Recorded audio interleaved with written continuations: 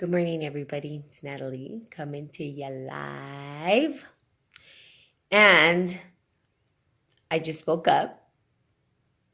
Well, I've been up for about maybe 4 or 5 minutes.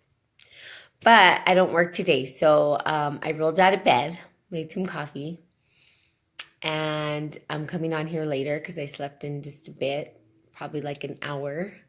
And this is me. Sometimes I come on here just raw and ready to go. So that is me today. My hair all crazy messy in my pajamas still, but that's okay because it doesn't matter what you're wearing, right? When you're talking about spirit and we're doing the spirit and coffee. So glad you guys tuned in. I have some coffee here right now. Just want to say cheers if you have your coffee.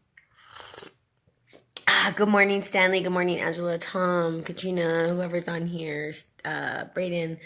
Love you guys. Just want to say good morning and I love you. And I'm gonna do some readings and stuff. And I know people get on and off, and these get kind of long, but maybe I'll do a podcast or something like that. Some people keep telling me I should do podcasts or I don't know, something like that. But as you can see, I am a real person, and I just woke up. And so I'm enjoying my coffee. And make sure you hydrate because that's super critical, as I always say. So here we go with some Christ Blueprint. You guys, I'm reading another book called The Hero with 1,000 Faces. And I'm also reading this other book. It's about, I think it's Enoch. And anyway, it's about the 13 keys, and everything's about keys, right? And opening doors, and how do we open new doors for new possibilities. So we have keys, and we have our internal keys within us. It's how do we take those keys and utilize those keys to open doors and new possibilities, new ways of thinking, new ways of creating, new ways of just being in the world. And it's kind of cool because you could be a key master, right? Where you have these different opportunities, but it's what door do you want to open? And so right now I have a bunch of books that are talking about the different doors that can be open. One being sacred geometry, which I have been called to do, and I feel like I'm ready. But I still have to get through this Christ consciousness book or Christ blueprint book, because something inside me saying, do that first. And I've come a long way with my healing in terms of my divine, where's the keys to the universe? There was never a lock on it, in it. Yeah, there wasn't, but our own internal psyche does create that. So our perception and perspective, Stanley, does create doors that we shut. And when we learn how to unlock those keys, or the doors that we've shut, we open up our mind back to consciousness. So if everybody was living in a universal consciousness, I don't believe we would be experiencing, suffering. But we do. And I think that part of it is because we shut our own doors, right? So I think it's an internal thing, right? It's not like a door that I'm, opening, but we do open the doors of our minds. And as we open these doors of our minds, we start to develop a sense of purpose, a sense of where we want to go, and a sense of spiritual grounding. So again, we do create our own doors. And so, hi Sonia, hi John. Oh, John, hey John, how are you? So there you go. So when you're talking about keys and opening doors, yeah, you're right. That universal consciousness is streaming and it's open and it was never closed. We do create fear-based, yes, we create our own prisons. Exactly. And so when they talk about the Christ blueprint, or they talk about the Christ consciousness, when we're talking about that, we're talking really about our own internal process. Now, people typically want to, again, point the finger outward, right? We want to say it's you. And it's easier to do that because then we take no responsibility for what's coming up for us. But really, we have the opportunity to take responsibility for our own internal process. Now, when we do that, we create and generate the power within. And the power to do what? Well, it's the power to be able to step into our own authentic truth, to be able to communicate and articulate what is happening internally from a place of vulnerability, right? Now, that's hard for some. And I will say that it's been a practice of mine. And the reason I can talk about it so easily is because I practice this stuff. I don't just speak about it. So it's an internal thing that I do. When someone will ask me something, a question, like one time somebody said, what is it that you like about me? And I was like, The first thing I thought is, why are you asking me this question? Obviously, that you need some internal validation to feel like you're worthy or enough. So you must not think you're worthy. Okay, so that's what I thought in my head. So I looked at this person and I said, it doesn't matter what I think about you. It matters what you think about yourself, because I can only like and enjoy what you like about yourself. End of story. And so that person was like, whoa, what? Like, that was a different answer, right? Because I wasn't like, oh, I like that you're this, or I like that you're that. I'm like, what do you like about you? And how do you feel about yourself? That's what's important. And I think that person remembered that, because they always brought it up and they said, you shifted something inside me that made me realize that that's true. Like, I have to like things about myself and show up that way, right? Instead of looking for validation outside of myself. So then the internal process of looking internally and saying, hey, I am joyful, or I like this about myself, or, and really knowing that, right? And bringing that to the table so people can then experience your essence, and then again, they can drop into that as well. So yeah, we do create our own prisons, but we're looking into the keys of unlocking the unconscious mind. How do we do that? How do we step into a space where we can experience universal consciousness, the oneness, the whole, the everything, the nothing? And it's a process. The Hero's Journey, this book, I'll just reference it really quick, kind of talks about the different phases that you go through as like the hero, right? Because there's like the initiation. Well, first there's like someone shows up in your life and there's a call to action. And sometimes we either take the call to action or we don't take the call to action. And if we don't take the call to action, then there's an effect, right? Cause and effect. Something's going to happen if we don't take the call to action. And it's probably going to be detrimental. Then what happens? If we do take call to action, okay, let's say we do take the call to action, then you start to come up with the trials and tribulations, right? Because things will start to surface that we are made to face our fears. We're made to look at things from, so you see characters show up, and really, like a hero's journey, when you see characters that are evil or show up, really they're talking about your own internal battles that you have, right? And then after that, you go through an initiation. Then you come from a duality into a wholeness. And then, you become this whole person and a superhero. And then you come back home and you're like, woo, I'm a superhero. Okay. I mean, there's more to it than that. But I'm reading and I'm like, I don't know what chapter I'm in, but, I'm reading. So it'll take some time.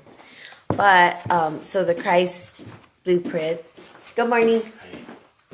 Is Jana coming? Yeah.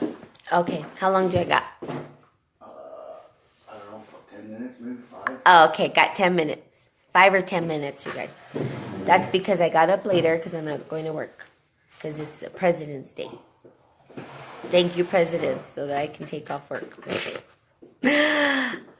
I'll go work out after this. The mandala effect. Okay, well, we'll just take a look at the mandala. Okay, so let's see. Be Strong is the next section of the book. I haven't read it yet, so I'm just going to read it and see what my interpretation is. And then you guys can quote and say what your interpretation is. And please chime in, you guys. I always answer questions. Stanley knows, and I'll communicate with you. So Peter, like Thomas and Judas, stood more by himself, resolute, doing his duty and fulfilling his part of the blueprint. This rock aspect shows the brave, invulnerable face that others can rely on and trust to be there, that is always immovable. This responsibility to be strong for everyone can stop you from being open, vulnerable, and human. You can become frozen, no longer flowing with your feelings, becoming isolated, alone, and trapped in your own hole. And that's the prison you were talking about, Stanley. Having to put on a certain face to keep things going can lead us into stagnation and lack of self-love. Okay? So the responsibility to be strong for everyone can stop you from being open. So it is not our responsibility to be the rock for everybody. That you being a rock for yourself will then show up as a rock for other people, as opposed to saying, oh, I'm going to be your rock. I'm going to be strong for you. It hardens you, right? And that's what rocks are. They're hard, right? And feeling isolated and alone because now you're feeling like you have to take on the world and it's all your responsibility. Right? But your own responsibility is you. Okay? And then the stagnation of lack in self-love. Now, self-love is critical, right? Like, without self-love, there is no love. Like, you got to love yourself first before you can love others. Because if you say you love others, like, no, I don't believe that, and you say you love others, then what are you doing? You're placing that love in their hands. And then there's an expectation of how they should show up. And then expectations lead to what? Disappointments. Because nobody can ever live up to your expectations. It's never going to happen. I don't care how much you want. You can't even live up to your own expectations sometimes. So you expect others to. So, self-love. Okay. Here we cry and express our weaknesses or vulnerability. We feel that others will feel scared, no longer having a rock to lean on, and we feel we have neglected our responsibility to God. Thank you, Sonia. To God, by dropping our facet and invulnerability. Here, we take responsibility for others, also denying them their lesson of growth and empowerment, rather than taking full responsibility of ourselves and our own feelings. Again, it's internal. It's internal. You guys can't, it's an internal job. Like, this is where the doormat comes in, and I have to end soon because only got 5 minutes. Hey, Melanie. But this piece is where the doormat comes in, where we feel like we have to take care of everything and everybody. That is not our responsibility. Now, we can support others, right? Like, I do a lot of support with others. Now, that's different, but I'm not going to drain my energy in order to fuel my own. Like, I wouldn't be able to do that, right? So that's what ends up happening. And we become doormats if we do that. And you don't want to be a doormat, right? Where then people are constantly, you feel like you're responsible for them and you're not. You're just not. You can only be responsible for you. So go out there, be responsible for your own internal process. And as you are responsible for you, people will show up in your space and they'll say, well, what's going on? So I support people through coaching, but I don't tell them what to do. That's not what coaching's about. I ask them powerful questions so that they can find their own answers, because you guys have it internally in you. You have the answer in you. And you've heard that over and over again. But when we try to give people the answer that we think is best for them, and we support them, and then we overdo it, we over-support them, right? Like, oh, I need money. We keep handing out our money and all our resources. We become a doormat, and that's not what it's about. I don't know what MVS is, Stanley. So you don't want to be a doormat, right? And what it does is it steers us away from our own internal self-love, okay? So you've got to look at your own life and say, okay, how am I doing this? Now, once you master your own stuff, like for instance, I will work on something internally. And when I'm done working on it, people will say, well, can you meet with me? Yeah, of course, I'll meet with you. Let's meet. We'll talk about it. I can provide my own experience of something. And then I walk them through their own experience, because the way that they perceive it's going to be different, but they have their own answers internally within them. I was a doormat probably due to envious. I'll message you with, okay, thanks, Stanley, appreciate that. My bad, accidentally clicked out when you mentioned my name and I missed what you said. Also got to head out. Thanks for the information validation from others focusing on self-love. That's correct, yes. I actually know a few people who can use this. Oh, thanks, John. We'll send them my way. I always here to support. Because why? Because I take care of myself first. I've got to take care of myself first. So I work on self-love first. I work on this internal work first. Then I come and I communicate it to people, right? And it works for me. Now, not all my processes may work for everybody. That's okay, because as a coach, I'm not here to say this is the one right way to do things. There's all different ways to do something. There's different ways to climb the same mountain. Now, what's going to work for you? So there is your question for today. What is going to work for you so that you are creating the greatest joy in your life? Find one practice, okay? Good. No, did you not? And I better go because now we have my roommate. He's on the phone. See, he has to work today and I'm not working. So I better go. Okay. So again, coffee. Cheers. And you guys know that I'm real because look, I just woke up. Look at my hair. I don't even care. I still love y'all. I'll be authentically me. Yes, I'll be That's there. right. I'll be Authentically there. Natalie. Wee. Hydrate. Okay. So I love you guys, and I will be on here tomorrow morning with coffee and spirit. Love you guys. I mean it. David, I just finished, David. So you could go back and watch it, though. It's pretty good and pretty short, I think. Just don't be a doormat. Go out and love yourself. Give yourself a big hug. Know that you're doing your best. And please, please, please take care of yourself first. You first. Your emotions, your feelings. Look internally. It's about you. It's about your internal self. And once you get well with yourself, then you can support others. Okay?